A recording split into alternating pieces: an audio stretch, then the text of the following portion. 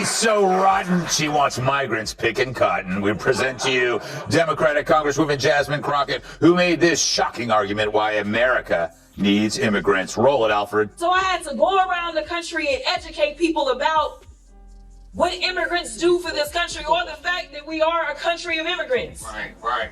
The fact is, ain't none of y'all trying to go and farm right now. Okay, so I'm lying. Raise your hands.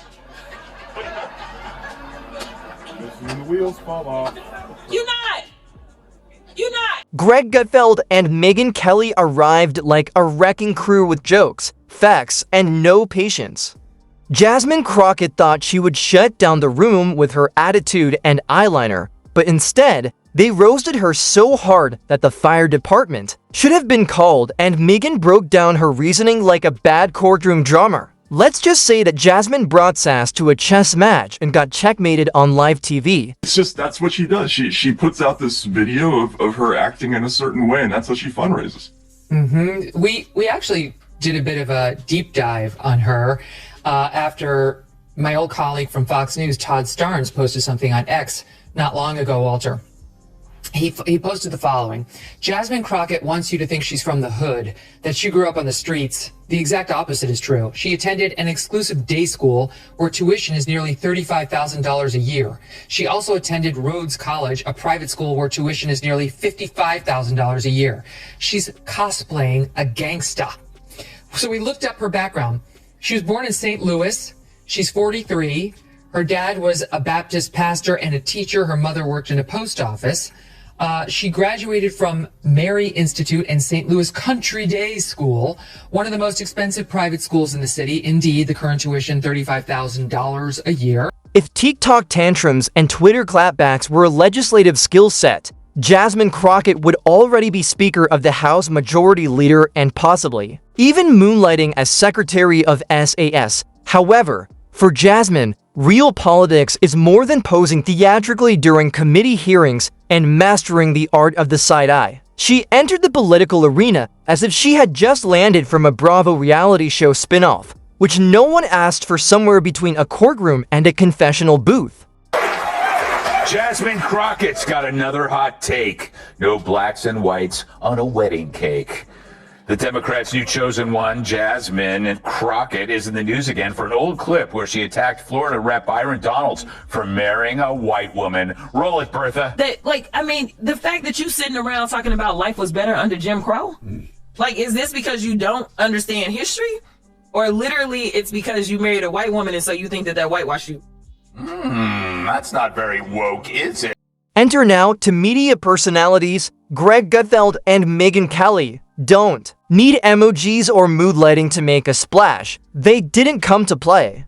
They came to roast, and not in the cute marshmallow by the fire sense. For example, Jasmine Crockett unintentionally showed up for a job interview on Shark Tank dressed like a competitor from the filibuster edition of RuPaul's Drag Race. It wasn't a debate.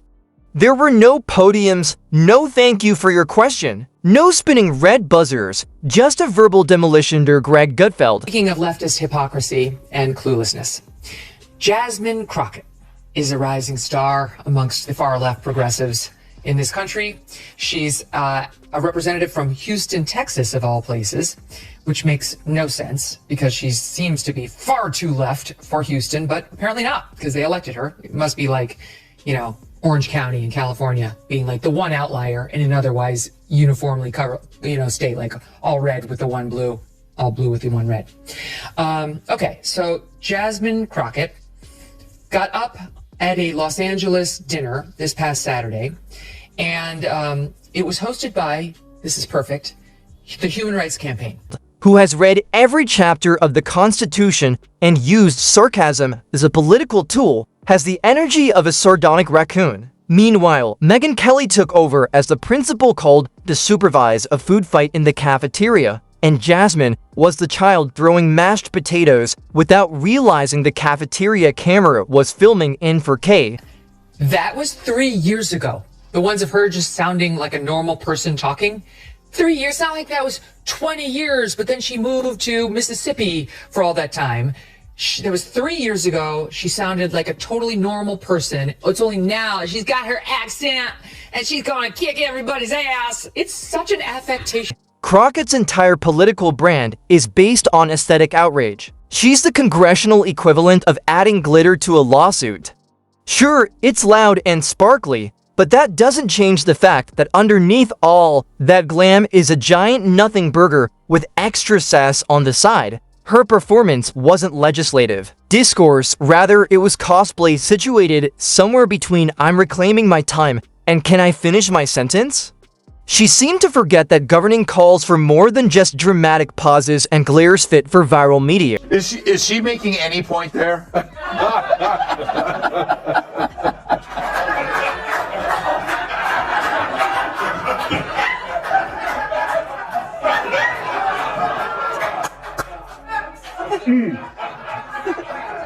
Like this makes me wish my mom made different father choices.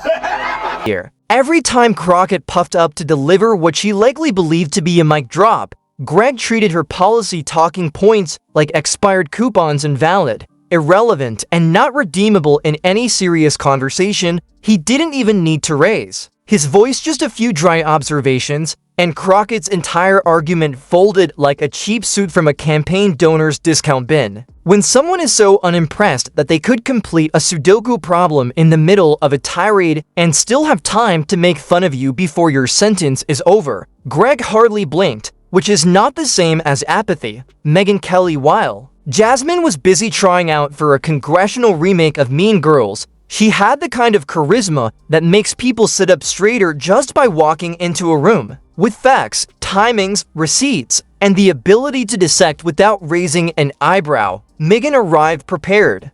Observing her break again, there wasn't a discussion, so nobody had to wait their time. Jasmine's political character was like seeing an IRS auditor with a grudge, methodical, nasty, and completely satisfying at one point. Jasmine's contribution to American governance reads like a botched group project where she came up only to add emojis to the PowerPoint and then claimed to have carried the team. Kelly examined Crockett's legislative record like a frog in biology class, but there wasn't much to analyze. So this is funny. Jasmine Crockett sits on the Judiciary Committee, and about a month ago, Walter, I testified. Yes, we saw this. Yeah, and the hearings, the full committee hearings, are quite long. You can be there for over 4 hours. So, and they let the most junior members ask questions last. So I had to sit for quite a long time. And then at the very end, Jasmine Crockett, who I'd never heard before, suddenly started screaming at me and Michael Schellenberger. And when you're a witness in Congress, you have to pay attention to what everybody says, because you never know when you're going to be asked an actual question and allowed to maybe even allowed to speak. But I could not understand what she was saying. She was moving from one thing to another, and she was doing all that code switching stuff with the y'alls and y'all eyeing on this and everything. In the meantime, Gutfeld brought to light the unsettling reality that Crockett does not handle policy. Instead, she handles performances. The appearance of resistance is the foundation of her entire brand. Instagram captions, eye rolls, and finger snaps. Crockett needs a PR manager and perhaps a legislative mentor who could clarify that Congress isn't an improv comedy club with a dress code. It's not that she lacks intelligence, rather, it's that she is intellectually dishonest, especially when the cameras are rolling and the hashtag potential is high. When Jasmine attempted to make a soundbite about fighting for the people, Gutfeld didn't even dignify it with a rebuttal. Instead, he paused, smirked, and let the silence expose the nonsense like a spotlight on a mime without an act. Megyn didn't even flinch. That kind of stone-faced calm only comes from someone who has survived more media drama than a real housewife going through her 6th divorce and has been through 5 presidential election cycles. While Jasmine Crockett was busy turning every appearance into a gift-worthy tantrum, Greg and Megyn were serving the kind of surgical takedown that belongs in a political masterclass on how to avoid embarrassing oneself in public while trying to sound intelligent. Crockett's fans may call her bold. Sure, in the same way that someone shouting at a drive-thru speaker is bold. Do you share your boxcar with people of color? I do. Yeah. My boxcar does not know race, does not know gender. It is a welcome space where only deodorant is not welcome. I like this Jasmine Crockett lady, right? It's a great name, isn't it, for a villain? Yeah. Crockett is the whitest last name you could ever have. Sonny Crockett, Miami Vice. Yes? It's like the whole thing is like, because I've seen her, she's very well spoken, and then she gets on certain programs and lets it. So maybe this whole thing is like a Netflix documentary, like a new spin on Dr. Jekyll and Mrs. Hyde. She dropped empty buzzwords like confetti at a New Year's Eve party, hoping one might stick, but this wasn't Times Square. It was a political roast, and Crockett was the turkey. Her entire defense seemed to be rolling her eyes so hard, she risked spraining an optic nerve. Meanwhile, Megyn calmly cited actual bills, voting records, and reality, which Crockett clearly hadn't reviewed since her last viral tweet. It wasn't even close. Crockett came with vibes. Gutfeld and Kelly came with footnotes. The gap between Crockett's self-image and her actual impact is almost poetic. She thinks she's delivering political sermons from Mount Olympus when, in reality, she's barely operating above Twitter thread energy. After that flaming disaster of a takedown, you'd think she might step back, maybe even crack open a civics textbook or dare we dream read a bill, but no. She doubled down like someone who just found out cards don't count in court and still tried to play them in Congress, reverse, skip, draw for, except Greg and Megyn weren't playing games, they were handing out reality checks, and Crockett's bounced harder than her press conference promises. Additionally, it's not even personal. Gutfeld and Kelly came for the vacuous influencer-style activism that makes every hearing into a BuzzFeed listicle, not for her wig.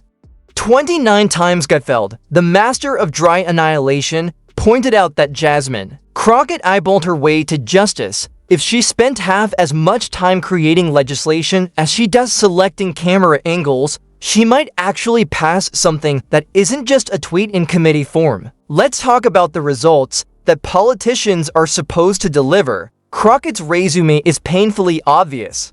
It looks like someone Googled 3 easy steps to sound woke and stopped reading at step 1. No significant legislation or historic projects, just more drama and noise cloaked in a misguided sense of self-importance. Someone with a blue checkmark and a ring light retweets Crockett's suggestion to make changes. Along with Megyn Kelly, she sliced through the performance like a chainsaw slicing through a sculpture of butter. At its core, Crockett's political career is more about helping Jasmine Crockett establish herself as a brand than it is about helping people. You can't call that public service. Instead, you call it a PR effort with grandiose illusions. It doesn't build infrastructure, but it garners likes, shares, and just enough outrage to keep the camera rolling, which, let's face it, is all she's after.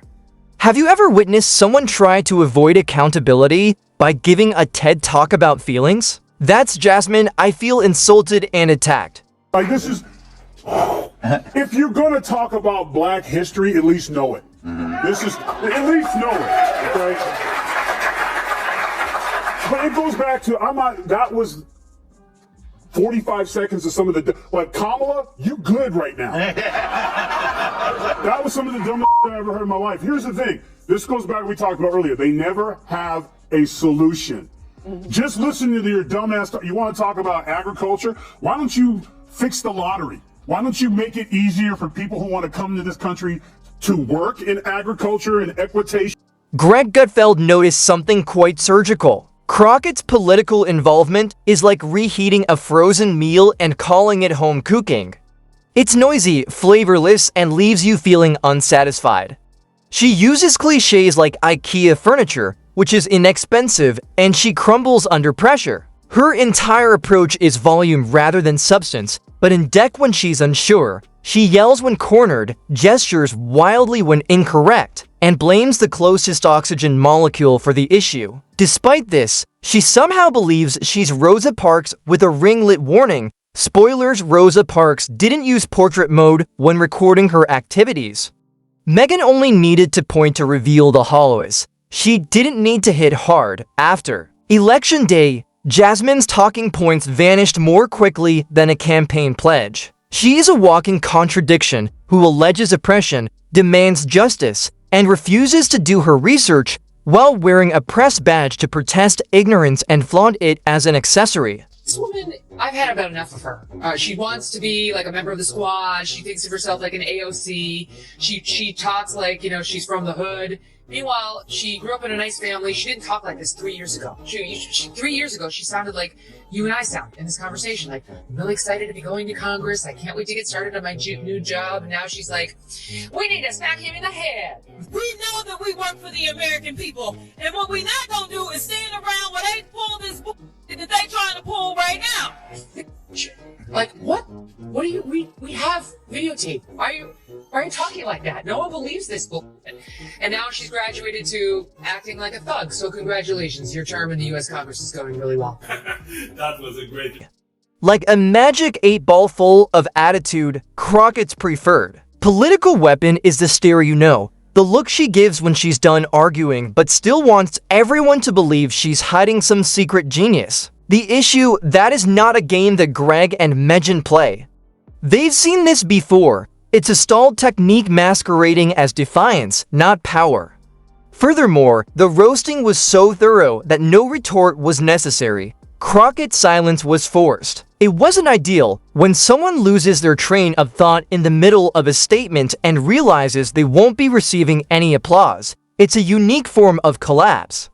This is precisely what took place. Let's not pretend that Jasmine Crockett had a rare day off. Her brand is this. Her time in Congress has been a masterclass in outspoken wrongdoing. She arrives as if it were open mic night at a slam poetry bar, mistaking Congress for TikTok Live rather than contributing.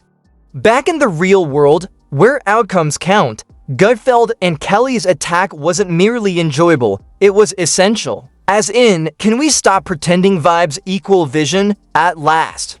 Because Crockett is cultivating fans rather than representing constituents. You would think that after being made into a meme by two of the most astute political commentators, she would go quiet, reconsider, and perhaps exchange the sarcasm for something more insightful. Not at all. Anticipate a response shot from the backseat of a Tesla, with Malcolm X misquoted in one hand and Starbucks in the other. We should applaud the extent of the devastation. Crockett was peeled like a banana by Gutfeld, who wrote in his signature, "I've seen it all, boredom." If your whole strategy is performative outrage, you're not a politician, near a YouTube reaction channel in a blazer. Kelly inspected her political soul in addition to dismantling her reasoning. It was similar to witnessing someone being burnt in Latin, but still comprehending every word. The punchline is that Crockett still believes she won, as in a survivor participant who claims it was a social game while finishing last. You didn't play, my dear, you were played.